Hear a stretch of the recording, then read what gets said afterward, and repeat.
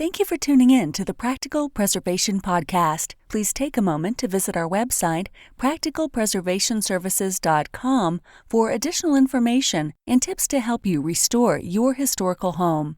If you've not done so, please subscribe to us on iTunes, Stitcher, or SoundCloud, and also like us on Facebook. Welcome to the Practical Preservation Podcast, hosted by Danielle and Jonathan Kepperling. Kepperling Preservation Services is a family-owned business based in Lancaster, Pennsylvania, dedicated to the preservation of our built architectural history for today's use as well as future generations. Our weekly podcast provides you with expert advice specific to the unique needs of renovating a historic home, educating by sharing our From the Trenches preservation knowledge and our guests' expertise, balancing modern needs while maintaining the historical significance, character, and beauty of your period home.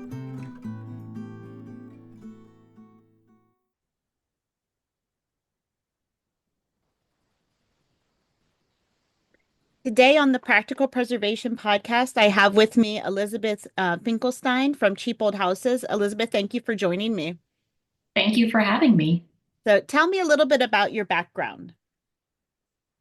Oh, well, I have a master's degree in historic preservation, but I like to think that my background in preservation started when I was born, because I was born in a cheap old house that my parents purchased. It was from the 1850s. And when they bought it, they were the first people the realtor took to see it that would actually get out of the car. It was that bad. So I grew up in a fixer-upper. So, my understanding of old houses has been, it's been something that's been with me my entire life. It's the only thing I really think I've been put on, not the only thing I've been put on this world to do, but it is certainly my calling. And I feel really fortunate that I grew up in a house that was such a passion project for my parents. And they really taught me the value of not only nurturing a house, but kind of finding your own identity through the preservation of that space. I think for my whole family, that house really meant something to us and really defined us.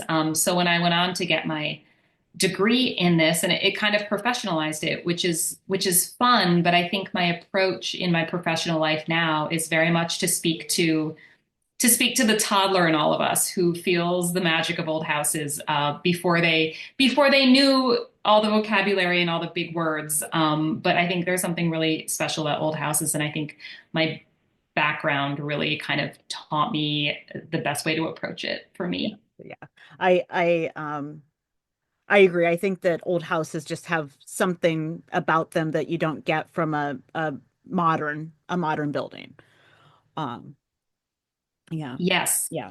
Yeah. So, not last weekend, the weekend before, Jonathan and I went on a tour of the Harrisburg State Hospital grounds. The state's getting ready to adaptively reuse 4 of the buildings. And I was just like, these buildings were only built 100 years ago, and they were building. It was their details and all of that was just so different than what we get now. So that was what I was thinking about the whole time we were on the tour. Oh my gosh. Yes. On so many levels, and I always say old houses really engage all of your senses. So this is something that you can't get through just looking at pictures of them, but you walk in and you feel so much. There are smells, there are sounds, the air is different inside them, sometimes for better, sometimes for worse. I think you feel it's a very spiritual feeling walking into them, not to get too woo-woo, but there is something very magical about them. I agree. So you kind of answered your why preservation question. Is there anything you wanted to add to that? Why preservation? I don't think there is this. I do feel that I was put on this earth to do this, Mhm. and I fought it. I grew up in an old house. I went away to school to New York City thinking I was going to do theater. And what actually happened while I was there is that I fell in love with New York City as a place and the history of the built environment.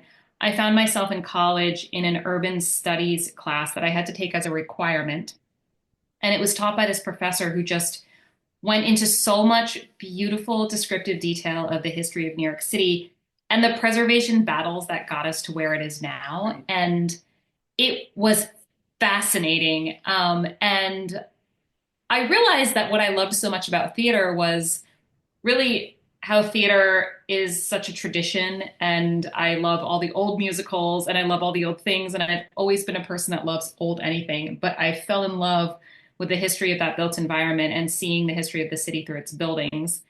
And when I found out that you could go to school for historic preservation, I almost lost my mind. I was so excited because I just didn't know that that was a thing. I'm like, I could make money loving on old things. And so yeah,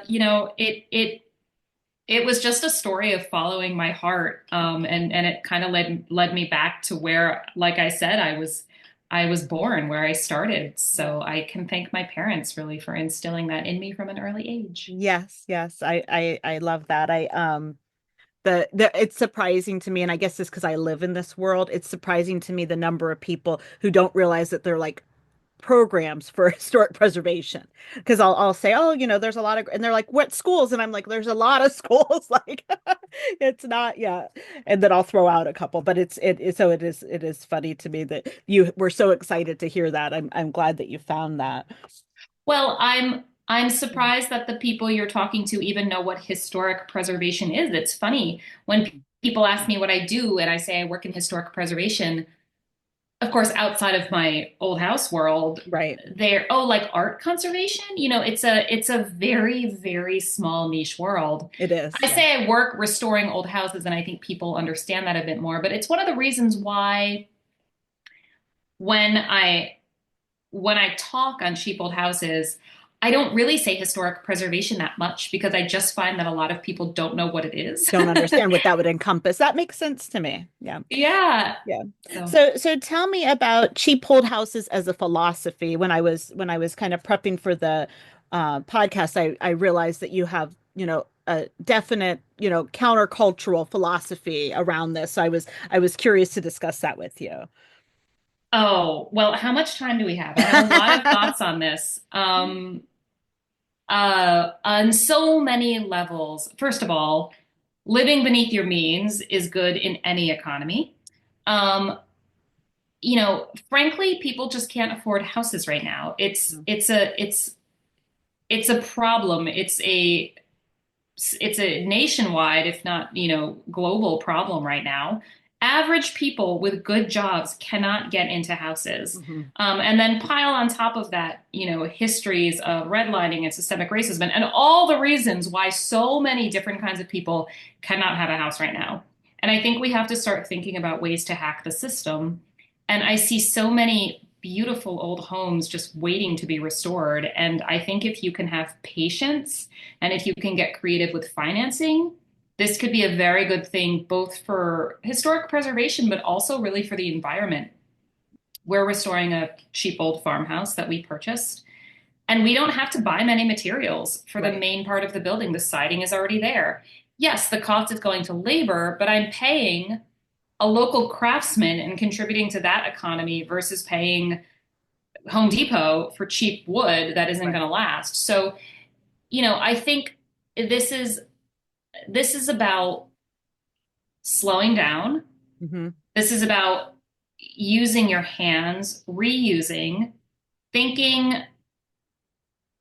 thinking about just being very intentional with this and maybe opening up your mind to alternative ways to break into this housing system that are not necessarily obvious and may not fall into the sort of realm of traditional financing or all the other ways, but it really is about thinking outside the box. And I think the reason why that works so much for us is because most of our audience members, we have 2.9 million followers on Instagram, and by and large, they're all very much outside the box thinkers who just are not only able to think of the world in a different way, but are kind of delighted by the idea that they're part of something outside the box. Yeah. And I Yeah, think rather yeah, enjoy that. I could see that. And what you were saying about, affordability, it is really an issue nationwide. We just earlier I guess last month, we had gone to the West Coast to visit my family, and we stopped and visited a friend who actually had worked for us several, 15 years ago. And he has his own architectural firm now in Colorado. And he was telling us that the architects that work for him can't afford to buy a house. And I thought, that's just crazy town. Like, it really is. Like, so, and we The just we discussed, affordable housing and the ways that they were combating it. They actually are building houses for their employees. So we're getting back to the company store, I guess. It's Yeah, it's crazy. The average home price in America is $460,000. yeah, So when I was younger, there was a television show called Million Dollar Listing. Now, Million Dollar Listing, that's just like the average home price here. right. Yeah. That's not even interesting anymore. You would Um, have to be many more billion, many more millions. right, right. Yeah. So tell me about your various media outlets. You mentioned your Instagram, and I know you have the TV shows and also your book. Yes. Well, we started Cheap Old Houses on Instagram. Well, before Cheap Old Houses, I started a site called circaoldhouses.com, which hosts real estate listings for historical homes for sale at all price points all across the country and even some abroad. I started Cheap Old Houses as a column on Circa where I would find like I called it 10 under 50K. I would just find houses for sale under $50,000. And then that started to become, it would go viral every month. And I really realized that my passion was in these fixer-uppers. And there's something Yeah. very uniting about them because everybody, whether you consider yourself an old house person or not, drives by that crumbling Victorian, and there's one in every town, and you wonder about it, right? You're like, you have Right. this visceral desire to either go inside or fix it up or something. And I found that to be very uniting for people. And my whole life purpose is to open up the idea of restoring an old house to anybody and everybody from all walks of life, whether you know what historic preservation is or not, or you know all the terms or whatever. I want everybody to feel that they can do this. And so I had that column, and then I decided I just needed to start this for fun. I call it playing in the sandbox. And you have to do it in every business. You have to say, what are we going to do just for fun that's going to make us no money? So I started an Instagram feed called Cheap Old Houses just as a place to put these because I started to find so many of them.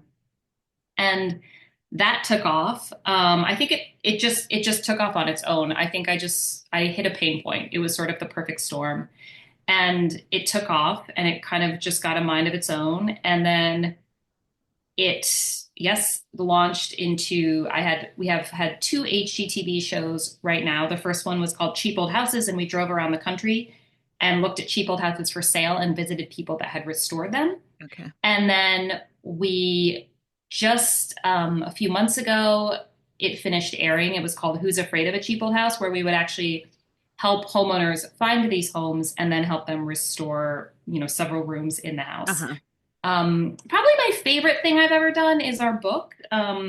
And that's how I found you. I was not aware of all of the other things that you had done. So I don't know if that's normal or not.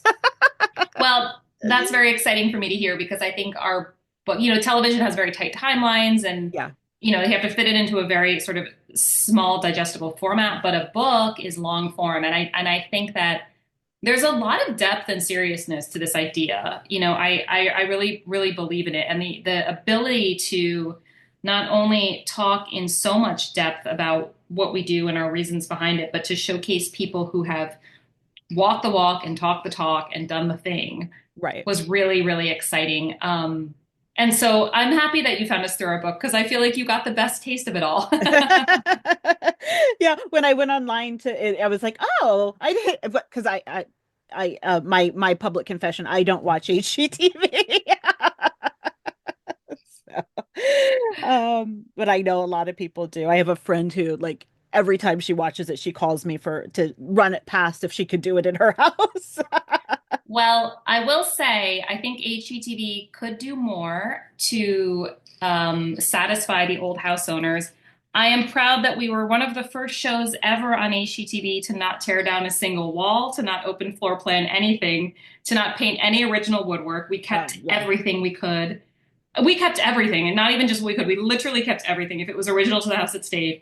And so I feel really fortunate that they gave us the opportunity to Yeah, do that. I think that that's great, and yeah, and that also gives people another slice. It exposes more people to what a cheap old house could do, and it doesn't Yeah. have to involve a major renovation. It can involve making it livable. Yep, Yeah, totally. yeah. So what are your most your must preserve house details? Oh, everything. If it's original to the house, it Uh-huh. should stay. Okay. Unless it's a health hazard. Right. We have bat colonies living in our farmhouse, and the inside of the plaster on some of our walls at this point is so caked with bat poop, just to Oh be yeah. quite frank, that every time the house gets mildly warm, it stinks. Oh, And yeah. to me, I'm going to have to lose some of the plaster because it's gotten to a point where where I consider that to be a health hazard. Right. Yeah, I agree. um, but I rarely come across situations that cannot be saved. I think it's a matter of skill, and it's a matter of money. Yeah, I Um, agree with you. I think one of the conversations missing in the world of preservation, it's very easy to say, save everything. It's very easy to say, of course, what you should do is you should, that originally had a slate roof, you got to put a slate roof back. A slate roof can be very, very expensive. And I think a lot of Yes. the people buying cheap old houses are not necessarily buying them because they have a ton of money and feel like throwing it into a project. I Right. think they're buying it because it's what they can afford. Hmm. Consequently, they may not be able to afford the perfect thing every time. So I think there needs to be more of a conversation among old house owners Hmm. of how to do it, how to maybe do, well, if I can't do the perfect thing, what is the next best thing that will not harm the house, Right. that will be generally good, that will make it so I can sustain my life in this house without feeling like I'm going to go broke? Because I Yeah. think the biggest stigma with old houses that keeps people from buying them is the feeling that they are money pits. Right. I And agree with if you. the demand is to do everything perfectly, wouldn't that be great? But not everyone can. So I think more has to be out there about the people who are trying their hardest and what can they do in the meantime. Right. I agree with you. And I also think that there needs to be more discussion around repair because like the slate roof could be repaired and then you might get, you know, many more years out of it rather than replacing it. So yeah, I think that there's a lot of different angles and people, it's an education process. It really is. It really is. And, Yeah. a lot of contractors don't know how to repair. So a lot of people Right. will advise you to replace it. Exactly. And, and that's just, you just have to find someone who has the skill and the talent and the understanding and the wherewithal to do it. Exactly. Yes. So and I don't know if you have a number one, but tell me about either the most unique or a unique property that you've discovered. Uh, in our book, we cover some interesting ones. Mandy, who lives in a 92 or $93,000 hydropower station that was abandoned, that she purchased in Maine and turned it into a house. That one is really cool. I have found a lot of quirky homes like that. Old schools, old churches, a lot of old churches. Yeah. These congregations, they're being decommissioned. These congregations are dwindling. Yeah. There are these beautiful old buildings, and a lot of them are being converted into residences. Schoolhouses, jails, great, very interesting ones. Honestly, my favorite ones are not exceptional in that way, Hmm. but my favorite ones are the ones that look like someone just closed the door in 1932 and never came back. And the old phone is Yeah. sitting on the phone niche, and everything is just there. Yeah. And you wonder how it survived so perfectly intact for so Mhm. long, given that kitchens and bathrooms are the most renovated rooms in every house. And how does a bathroom from 1930, still exist? Right. And so I think that's what's fun about the cheap old houses, is that they're not necessarily in places where there's a lot of money to do Right. that. Yeah. So people haven't changed anything, and Mhm. that makes them kind of very interesting studies. Yeah. It's very educational and Yeah. fun. Yeah, that's what I walked through a house last week, and it was, yeah, everything was there that had been there. And I said, but they hadn't put any money into it. And I said, that's what preserved this house, is that nobody came in with money to be able to upgrade it and make it fancy. Hmm. Yeah. So you had mentioned, when we were kind of talking about the philosophy about creative home financing. Do you have any tips for that? There are, depending on your location, there are loans that you can get to restore a house. We have something on our farmhouse called builder's risk insurance, which is something that I did not know about, but the house is essentially a construction site at this point, which made it difficult for us to get insurance kind of midway through the project. There are a number of location specific options. Lease St. James, who actually works for us, bought a cheap old house in Detroit, and she took advantage um, of a program for first time home buyers where she was able to put very little money down. So there are interesting things out there. Mhm. A lot of these houses are just not going to qualify for traditional mortgages if they don't have kitchens or they don't have, Right. functioning bathrooms. And so I always try to tell people, don't let that be the thing that deters you. That's just going to be part of your process. You're going to go through that, and then you might have to look at, you know, alternative means. Now, if the house is under $100,000, you have a lot more options because you're not looking to put as much down. So our whole Right. thing is get in with a smaller closing cost, which will allow you more money to do the work in the end. That makes a lot of sense. Um, what trends or challenges do you see in preservation? Okay. So many. I worked for a very long time in advocacy in New York City.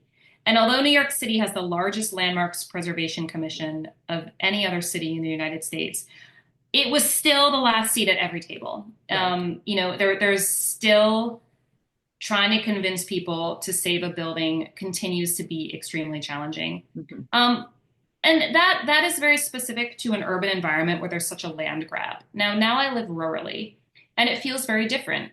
I drive by houses that are just left to crumble. There isn't the money, and I think the biggest challenge to preservation is money. Yeah. That the people that are actually doing preservation every day are honest homeowners just trying to get by. Hmm. And how do they do that on their budget? And that, I think, is the biggest challenge. Yeah, I think that is, and it's part of that. um what did you use? I forget what, but I'm thinking about like the phasing projects and like kind of figuring out how you can make the space livable while you're working on it. Like those things are, I think those are ways that homeowners can approach that. But yeah, trying to get a landowner, a property owner that doesn't want to save a building on board with that is also very difficult. But that's also money too. Yeah. Yeah, well, a lot of very wealthy people destroy old houses. I'm not saying that having money means you Oh no, I understand the agree with value of you. Yeah. preservation. No, But I I think agree a with you. lot of Yeah. Yeah, but I think there are a lot of people that want to do the right thing. Hmm. I see people throw their old windows out and they've just been sold something by a window company. Right. It's about education and it's about money. Yeah. Yeah. That's what it all comes down to.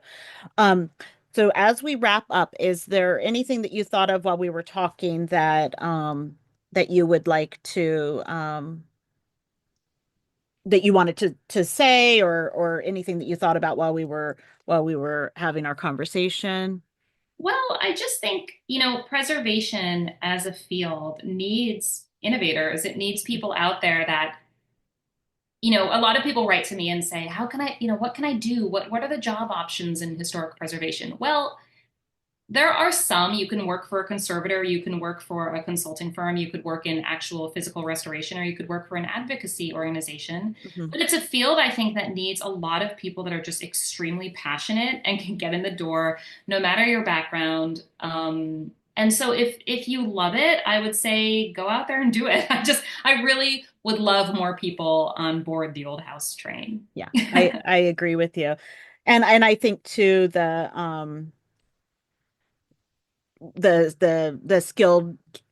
skilled labor gap, like that gap we need to work on filling. But a lot of the work that goes into preservation, at least in our what the work that we do, a lot of it is unskilled that people could do themselves and then just bring a professional in for that 20%, and that saves a lot of money. For sure. Yeah. And Yeah. and I also want to clear up that it may appear to a lot of my followers that I advocate DIYing everything. If you can DIY something, great. But if you have the money to pay someone very knowledgeable to do it, do that. I think both can be good options depending Yeah. on your skill set and your budget. But Definitely. there's no right way. Yeah. Yeah. No, I agree. And yeah, sometimes the options when you're doing it yourself are more limited if you don't have the skills. And then you're maybe, doing a big box solution that's not the right choice. But yeah, Mhm. that's a whole we could discuss, the issues in the trades that we have the lack of skilled workers. Um, so is there anything that you would like to promote? Well, we have a book that I would love because I want to write a million books about old houses. So that means that we have to sell a lot of this one. Okay. And it is, we've been on the number one bestseller list in historic preservation on Amazon for a long time, so we're very grateful. But our book is called Cheap Old Houses: An Unconventional Guide to Loving and Restoring a Forgotten Home, and it's available in all major bookstores. Okay. Signed copies are available on our website, cheapoldhouses.com. And then we have subscription newsletters, which is the bread and butter of our business and allows us to continue to make this feed free for people. And those subscription newsletters focus specifically on cheap old farmhouses, ultra cheap old houses abroad, and cheap-ish old houses, so houses under $250,000. So no matter what you're looking for in a cheap old house, hopefully our subscription newsletters can satisfy that, and you can subscribe at cheapoldhouses.com. Okay, very good. And I'll put both of those links, the link to the book on your website and also the link to the newsletters. I'll have it on our page that people can just go right to it and click through.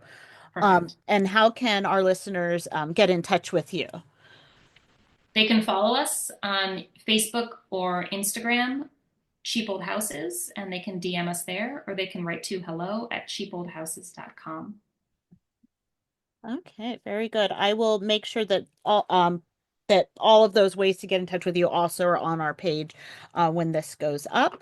And I thank you so much for your time today. I enjoyed getting to know more about your philosophy because I think that you did not need to convert me. I think that I believe I believe the same thing. So I'm glad that I found a fellow preservationist that is trying to solve some of the bigger problems with saving our little corner of the world. Well, thank you. It's Yes. nice to have someone in our corner for Yes, sure. thank you. Thank you, Danielle. Thanks for listening to the Practical Preservation Podcast. The resources discussed during this episode are on our website at practicalpreservationservices.com/podcast. If you received value from this episode and know someone else that will get value from it as well, please share it with them. Join us next week for another episode of the Practical Preservation Podcast. For more information on restoring your historic home, visit practicalpreservationservices.com.